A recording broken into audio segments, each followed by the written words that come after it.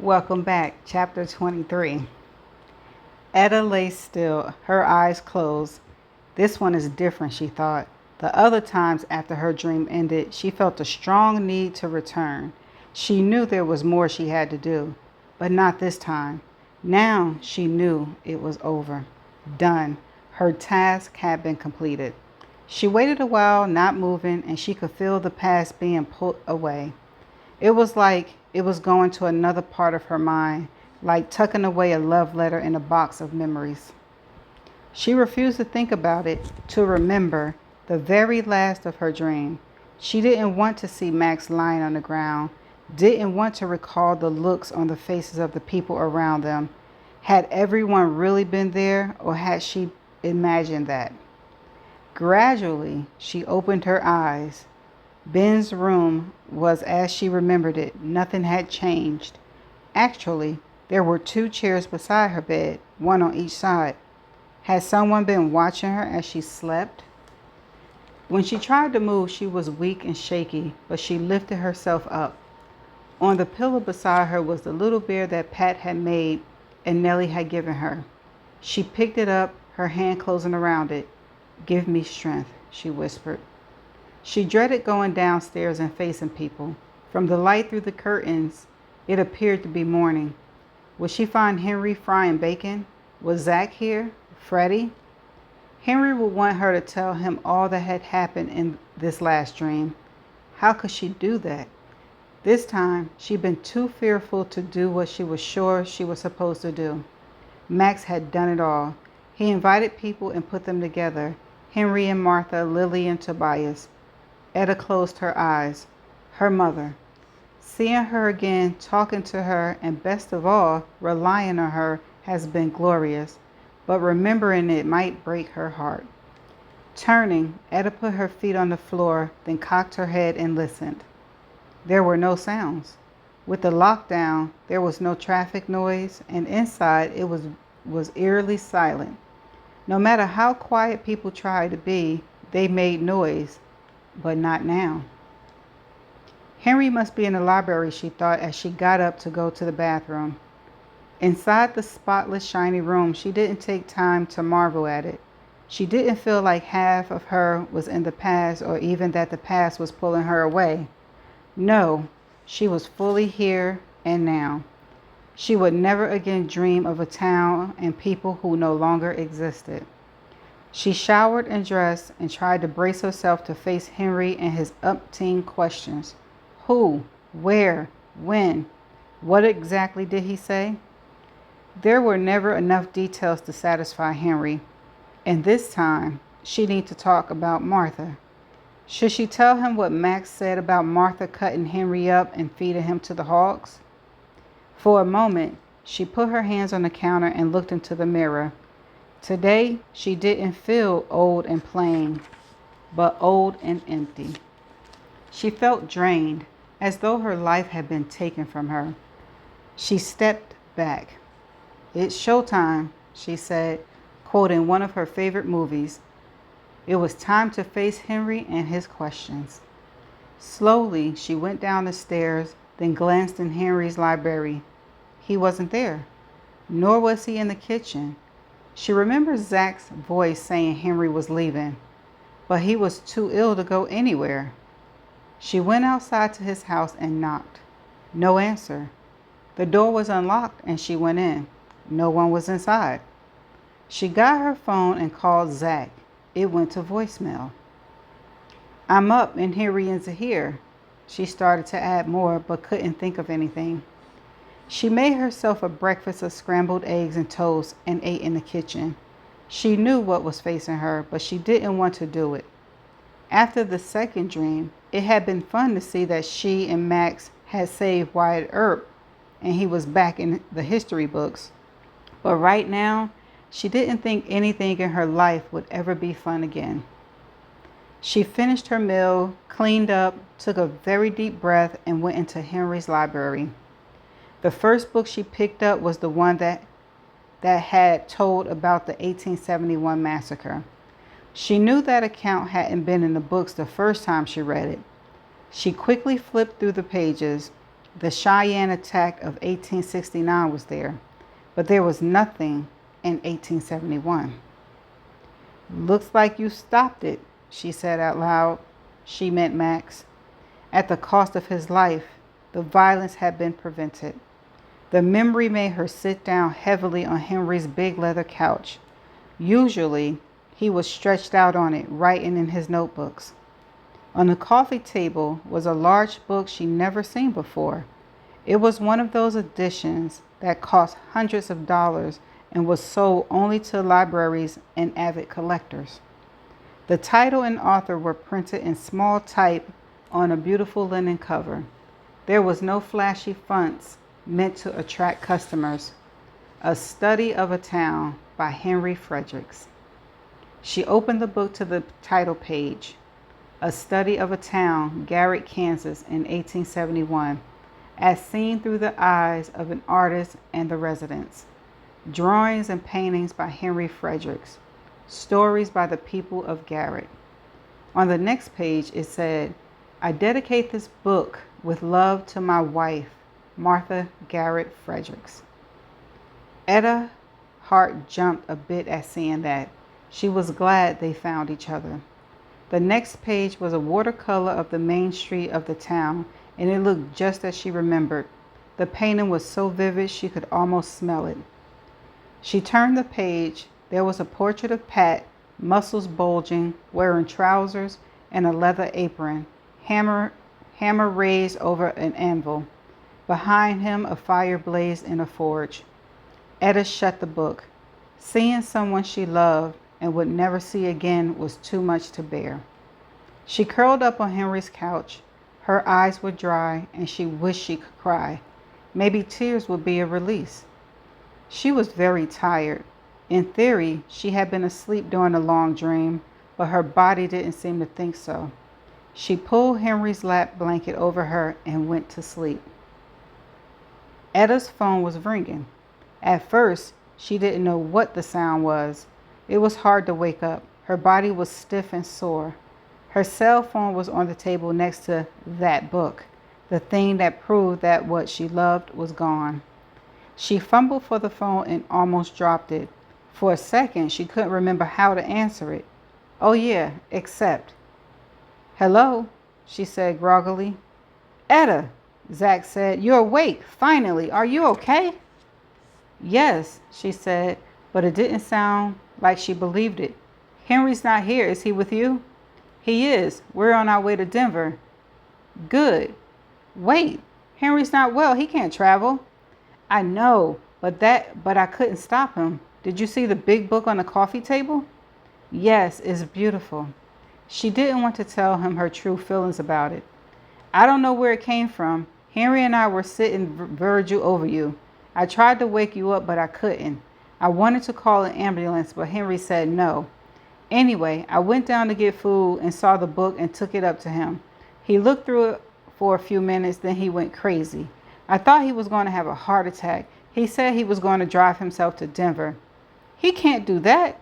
That's why I'm driving him there. I called Freddie to come look after you, but I couldn't tell her you were in some sort of coma, so she felt it was safe to leave you alone while you were sleeping. It's okay. I'm fine. Did Henry tell you why he had to go to Denver? Not really. He just mumbled. If it happened then, it will happen now. Oh, Etta said. He must be worried about Ben and Carl and the baby. Maybe, Zach said, but I think it was something he read in the book. Etta didn't respond to that. Where are you now? At a big service plaza just outside of Denver. Henry's inside and taking his time. I guess you saw in the book that Garrett is now Kansas Historical Site. The reenact gunfires there. There weren't any gunfires. Their boots would have stuck in the mud and manure. You're too realistic, he said. What happened to Max in your story? She took a breath. He was shot with an arrow. Fatally? Yes. I think that's what freaked Henry out. This is none of my business, but true story or not, I think you two need to change the names of the characters. Change the names? Why? Because you're the author and your name is Etta, and well, Max is Max. What does that mean? She asked. I thought it was odd that you and Henry uses Max's name and Ben's and your sister's real name. You need to fictionalize the whole book. I'm confused. Etta's voice was rising. What do the names matter? I have to go. Henry's coming. I don't know why, but he doesn't want me to talk to you. Not now, anyway. Do what you want, but naming the main characters after Henry's son is strange. Ben is Henry's son. Okay, if you want to nitpick, technically, Max is Martha's kid, but Henry legally adopted him. I have to go. What? He clicked off. Etta put the phone down on top of the big book. It was afternoon, so she knew she'd been asleep for hours. She was hungry, but she didn't want to eat. More importantly, she didn't want to think. For some unknown reason, Henry had ignored his ill health and was now going to Denver to see his grandchild. She told herself that made sense. What made no sense was what Zach had said about Max being Henry's son. But compared to all she's seen and done in the last weeks, a confusing phone call was nothing. She was at the point where if Zach had said Bigfoot was Henry's cousin, she would have nodded in agreement. She got up, went to the kitchen, and made herself a sandwich. As she looked around at Henry's beautiful house, she thought, I should leave. When she was taking care of the owner of the house, she had a reason to be there. But with him gone, she was a stranger in someone else's home, a trespasser. She'd get on the internet and find a place to stay. She went back to the library to get her phone. She didn't look at it, but instead she sat down on the couch. Yes, she should pack her suitcase and leave. Never again did she want to see Henry or his house, or risk dreaming of a time when she fell in love, then was crushed, destroyed. She just wanted to go home to her father and Lester and the safe world of fast meals and modern plumbing. She looked at the cover of the big book that contained paintings of a time that no longer existed. She'd seen Pat's portrait. Who else was in there? Nellie? Cornelia? Her mother? Was Max in there? But no. When Henry made those paintings, Max was already gone. Slowly, Etta stood up. Yes, she should leave, but as she got to the door of the library, she looked back. She didn't know what it was, but something was different. She scanned the beautiful room. Except for the book on the table, it seemed to be the same. It was on the second sweep that she halted at the desk in the alcove. To the left of it was Henry's tall, slanted art table, the one she was sure wasn't there before her second dream. It took her a moment to see what was different. There was no carving on the front of the desk. The relief of the man on the horse, the one Henry had carved, wasn't there. There was just a blank piece of wood. Why would that have disappeared, she wondered. That had been done in this century by modern Henry. It was the desk he and Ben had brought at the auction. Later, Henry had taken it apart and chiseled the beautiful relief into it. Now it was gone. Why? Beside the desk was Henry's toolbox. It hadn't been put away after they looked for the portrait hidden in the back of the drawer. A quick glance showed her that the portrait in its little frame was on top of the desk. That made no sense as Max still had it when Etta got off the train. But she showed Pat where to hide it. By all that was logical, the portrait should still be hidden. Logic? She said. That was something that no longer applied to her life. Right now, all she knew for sure was that she had to see what was on the back of the front panel of that desk. She went to Henry's toolbox and opened it. She wasn't a carpenter, but she had some dealings with old furniture. She got out a flat pry bar, turned on the flashlight of her phone, then crawled under the desk. Right away, she saw that she wasn't the first person to take out the back panel. Had Henry removed it, then tacked the desk back together? It didn't take much to loosen it, and the thick piece of wood fell out. She picked it up, scooted backwards, and put it on the desktop. This panel had also been carved, but not by 21st century Henry. It had been done by Henry the painter. It was of the buffalo hunt. There was Etta wearing Mac's mother's cotlets, her knife to a buffalo on the ground. In the background was Max with his rifle and wearing only a tiny breechcloth. Etta collapsed onto Henry's chair, staring at the wooden artwork. It wasn't difficult to put the story together. The old carving had been hidden so the desk wouldn't be sold to a museum or a collector of some art dealer. It was saved so Henry would find it many years later. He found the carved panel, but he put it back in place, rehidden it. Why? So Etta would find it? That couldn't be. Henry would have to have known that Etta was coming. She took the photo of the panel with her phone, then texted to Zach and asked him to show it to Henry. She didn't have to wait long for a reply. I am so sorry. Please look under the stairs. The code is Max. Forgive me, Henry. If there was anything in life that Etta did not want to see, it was whatever was under the stairs. She had all she could take of Henry and his ancestors and the dreams that tore her apart. As she got up, she told herself she was doing the right thing. On the desk was the portrait of her and Max. The faces were hidden inside the cover, and she thought about having one last look, or maybe of taking the portrait with her, but she didn't do either. She was going to make a clean break. With her shoulders straight, she left the room. She got all the way to the foot of the stairs before she halted. She cleaned the house thoroughly from the attic on down. Had she missed a place under the stairs? No, it had been full of storage boxes. She pulled everything out and dusted them. Now she remembered that Henry had made a rare excursion out of his library to tell her to put it all back. He'd been frowning. It's just research materials. I'll get to them someday. She thought he was worried that she'd mess up his old files. It was the same with her father. She given a quick swipe at the dust, then shoved everything back inside and closed the door. So what was he hiding in there?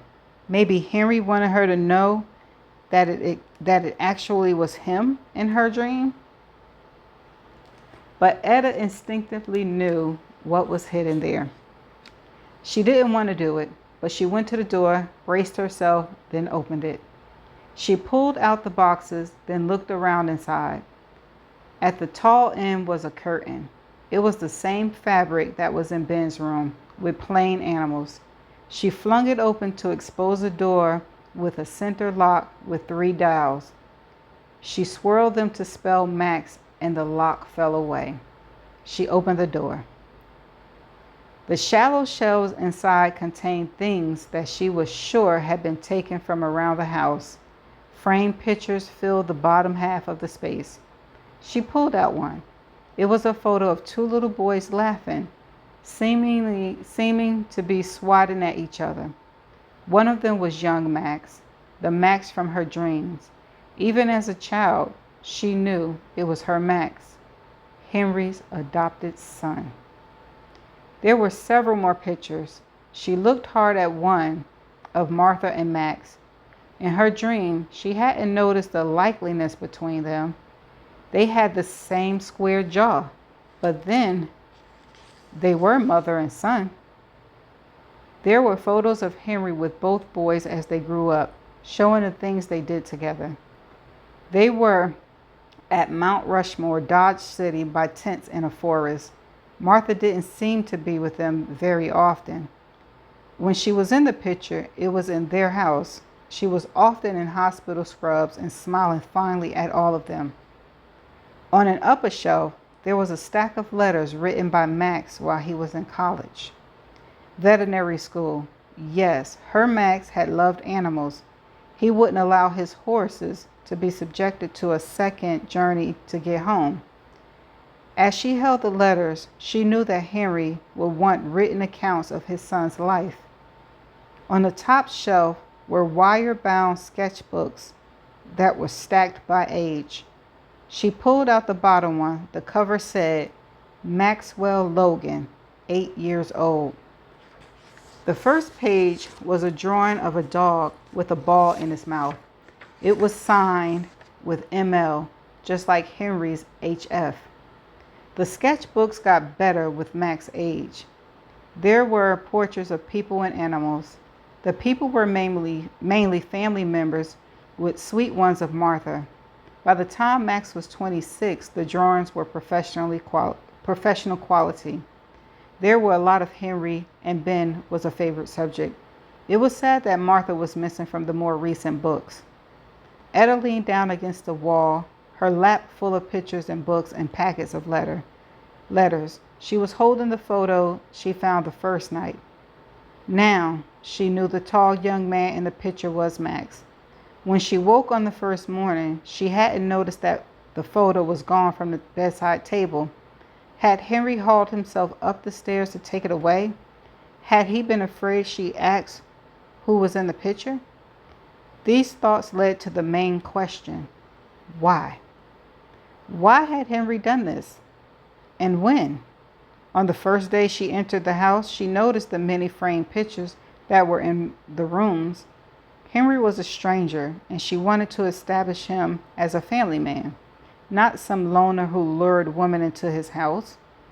She was absolutely sure there had been no photos of Max, no group portraits including him. He had been wiped out of the family. It was as though he'd done something horrible and had been disowned, removed forever. But from what Zach said, that wasn't the case. He seemed to know Max. As Etta sat there, she wondered what it all meant. Her dreams had been of such vividness that they were real to her. She put her head back against the wall and closed her eyes. Had it all actually happened? And how much did Henry really know? She looked at the shelves beside her. Obviously, he knew much more than he confided in her. She thought of all his interrogations, his questions about every detail of what she dreamed or maybe experienced. Yet, he'd been keeping secrets. He knew the Max in her dream was his son, Martha's son. Yet, in all of Henry's stories about his life, he never mentioned his other son. Why? Etta started to put the things back on the shelves. She locked them away out of sight. But then something struck her, and it took her seconds to realize that it was anger. Fury was probably the only emotion that could override grief. Anger seemed to start in her heart and flow outward until it reached her fingers and toes. She grabbed the box and turned it upside down to empty out Henry's file folders. Papers came out, mixing them up, and she was glad of it. It would take him a long time to reorganize them. She put all the things about Max into the box, then left the low room under the stairs and stepped into the hall. She took her time placing pictures of Max around the house. She made sure they were prominent. She put his sketchbooks on the side tables and on the mantle of the fireplace.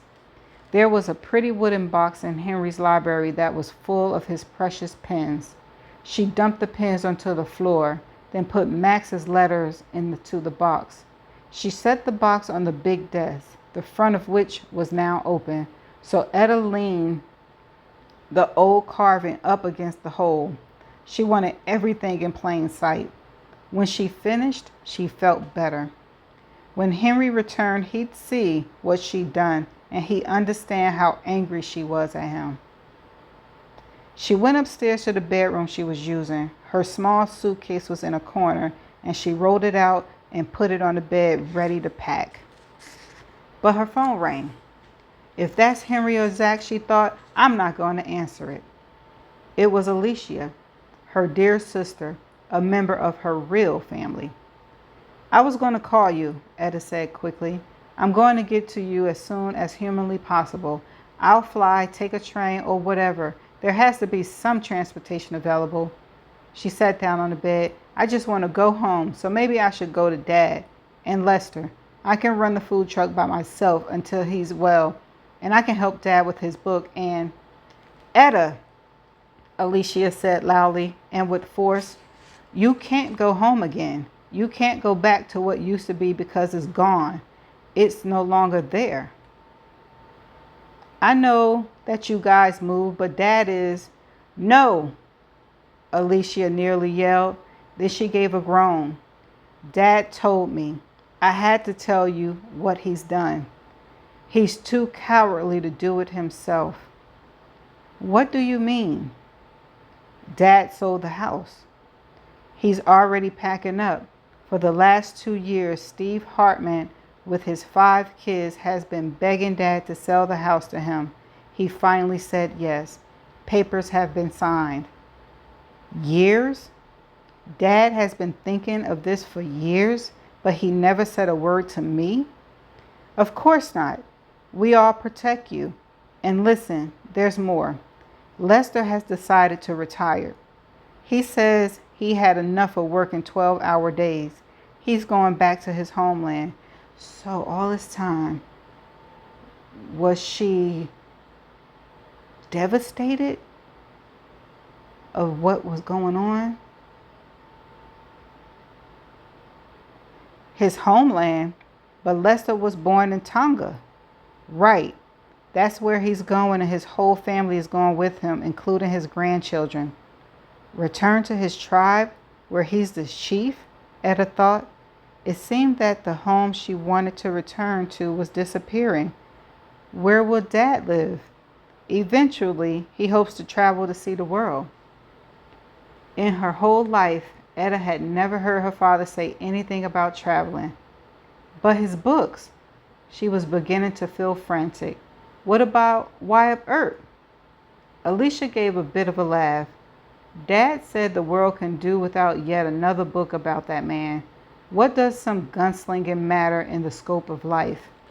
Everything, Etta murmured, her mind filled with visions of riding with Max day and night to get to the prison where Mr. Earp was being kept, then flirting with him and Max being jealous. Etta, are you there? Yes, I'm here, she said quietly. I'm sorry for dumping all this on you. I told both those men they were yellow-bellying snakes for not telling you themselves, but they said they couldn't bear to break your heart. It was Etta's turn to laugh. It takes more than that to even crack my heart. What does that mean? Has something bad happened? Other than my life being completely and totally destroyed? Etta, Alicia said in her calming down a patient voice, you need to look on the bright side of this. You're no longer tied down. Try to look at all of this as freedom. Right.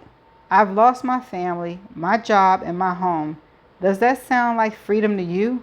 You have a gorgeous husband, a great job, and the best child in the world. If all that disappeared from your life, would you look at it as freedom? I know that's right. Alicia was quiet for a moment. When she spoke, it was in her sister's voice, not that of a therapist. No, I wouldn't. Come here to us and we'll talk. You mean you'll protect poor old Aunt Etta? She didn't give her sister time to answer. I need to go. Believe it or not, I have things to do. Etta, please. Alicia sounded on the verge of tears. It's okay. I'm going to be fine. I may murder Henry, but then I married a man who he knew was his son, so he owes me big time. What? Alicia yelled. Married? You married somebody? I've never heard of this person, so you must have just met him. You can't do that. Marriage is serious. You need to find out about his character, Give me a break.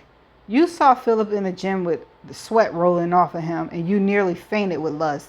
And afterward, you went to the gym in so little clothing that Dad and I were afraid you'd be arrested. So much for you giving a crap about his character.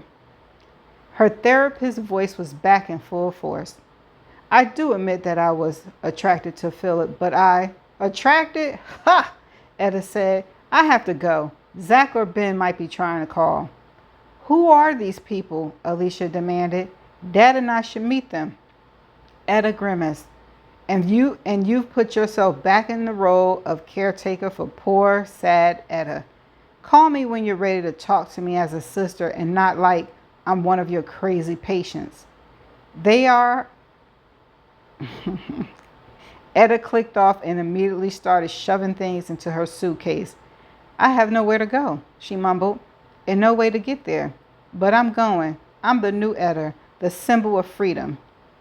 She knew that if she let go of her anger, she would fall down in a heap of misery.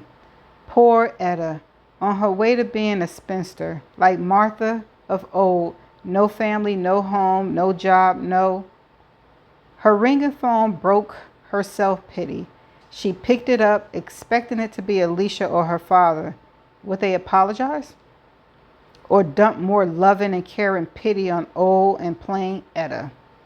The screen had a number, and below it was Denver, Colorado. Maybe it's Henry, she thought, and gave a malicious little smile. She would enjoy telling him what she thought of him. Hello? Is this Etta? Said a male voice. It was Bert. No, she reminded herself. In this life, it was Ben. Yes, I'm Etta. Would you mind doing FaceTime? Not at all. She pushed the tabs and Ben came into view. She didn't know him, but she did. There were dark circles under his eyes. His baby, his wife, his father, all of them had recently been in jeopardy. He'd been through a lot in the last days. Dad told me to call you. He's worried about you. He should be, she thought, but she said, how is he? It's good. We finally got him to agree to surgery. They're putting it in a couple of stents. We've been trying to get him to do it for the last year, but he wouldn't, and he refused to come to Denver with us. He kept saying that he had something he had to do, so he couldn't leave Kansas City. Sit on his porch and lure me to him with cookies and lemonade, she thought, but said nothing. Max is here. He flew in from Africa. By the way, Cairo and I were surprised that his name was used in your book. She knew he was asking her opinion about that. Yeah, she wasn't going to take the blame for what Henry had done. Henry did that, and he gave my name to the woman. I wanted to name her something like Rwana, but Henry took over. Oh, yeah, that's right. Okay. Now I remember. May I talk to him?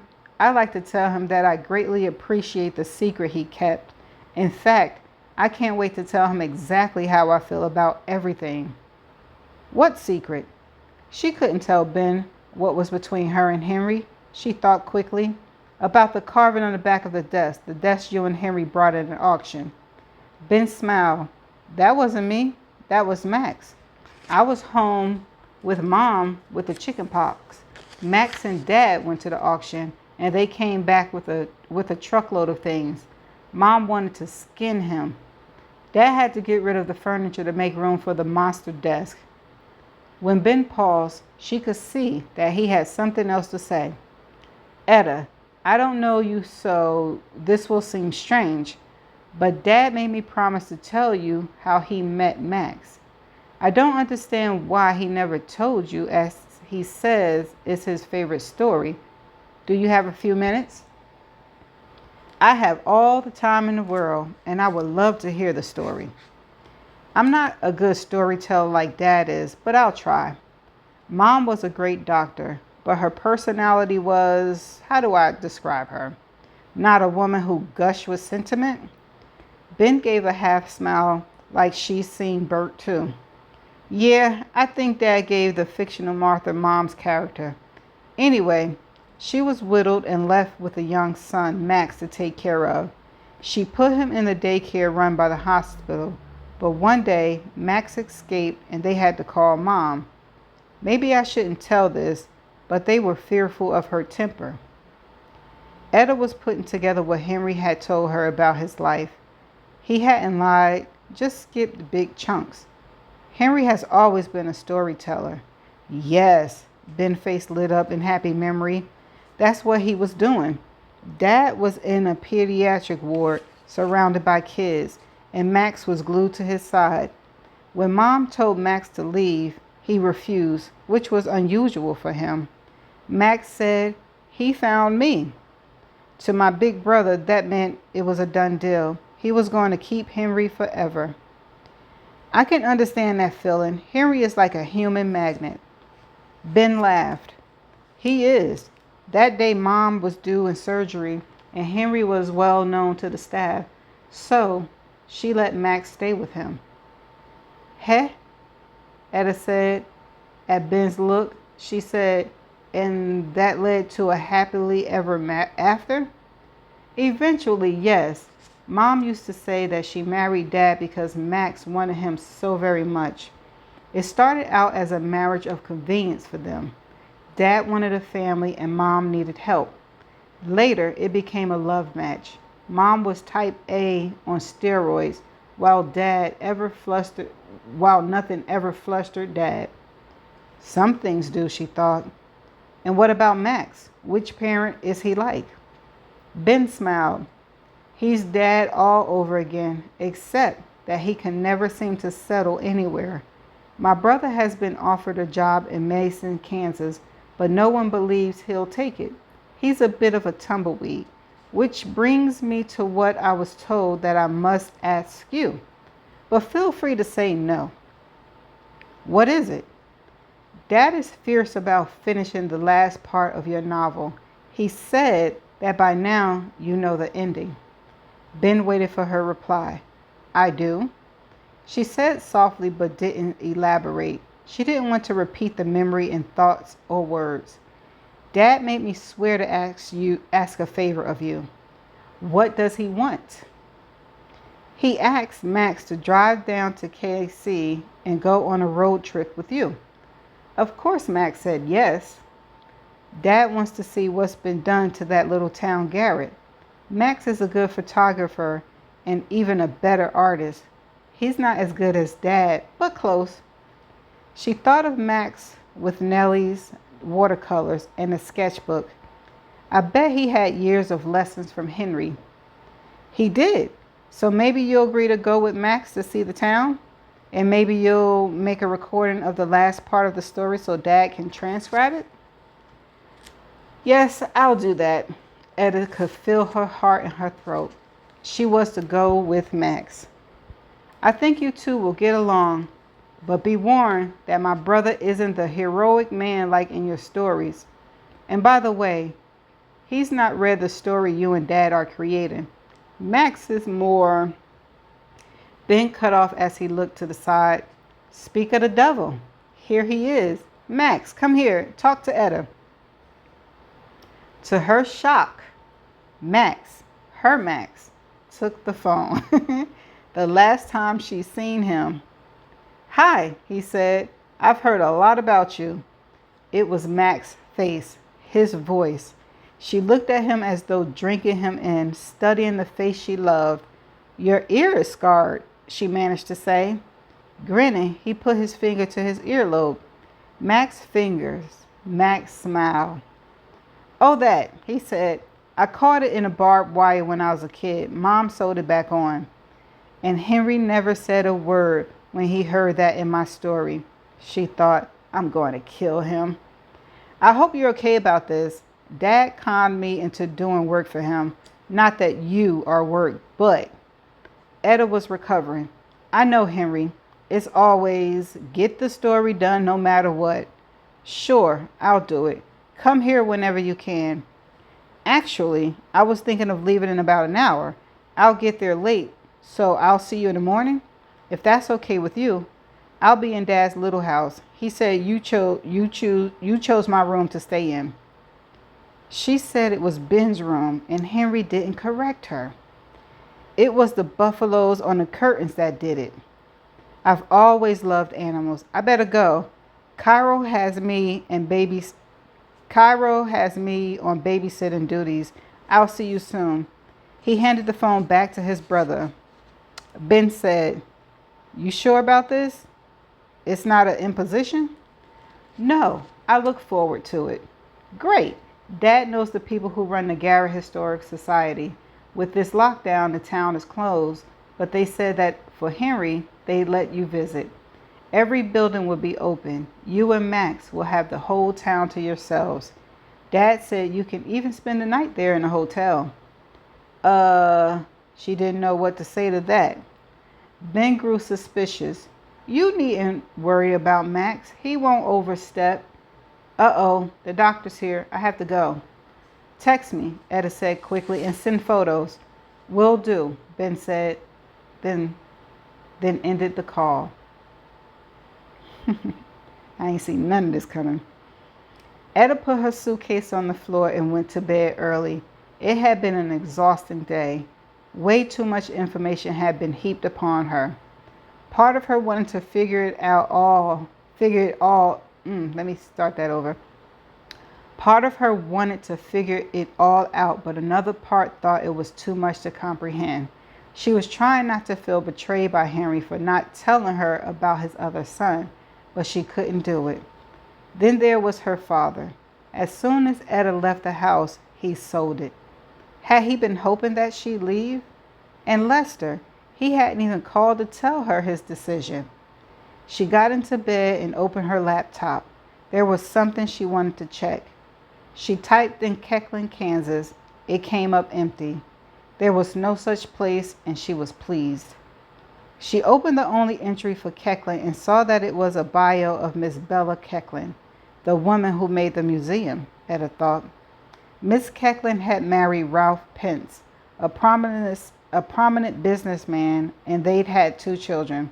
The bio said that Mrs. Pence's ancestor was John Keckling, who was known for contributing heavily to the beautiful church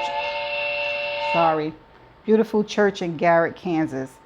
Mrs. Pence has been involved in the restoration of the town and was now on its board of directors.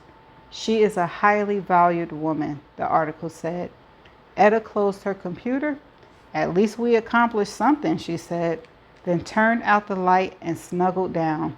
Tomorrow, she would see the church and the town and Max, and she went to sleep. That's the end of chapter 23. When I tell you I ain't seen none of this coming, I didn't see none of it coming.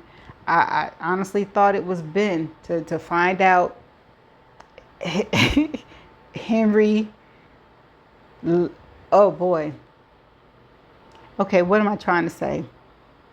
So Henry put all of this in her head from telling her the story of the book that he was writing, and he included, he didn't tell her about Max, but he put Max in her head somehow. So is Henry the true matchmaker? And also, why didn't he tell her about his other son? Do you think that's an important detail? I don't know if it's an important detail, but she's no longer going to be dreaming no more. So she's in reality. And at first I thought her father selling the house, her losing her job, and the lockdown traumatized her. So she just made it up to, block out the trauma. But she didn't even know about that until after she came into reality. So that's how I'm taking it. So with just 2 chapters left, I guess we need to know the point of Henry wanting her to end the story. And will Max and her, hit it off and they become, a couple? And is her life going to get back on track, or is she going to be traveling free? 2 chapters left. Bye for now.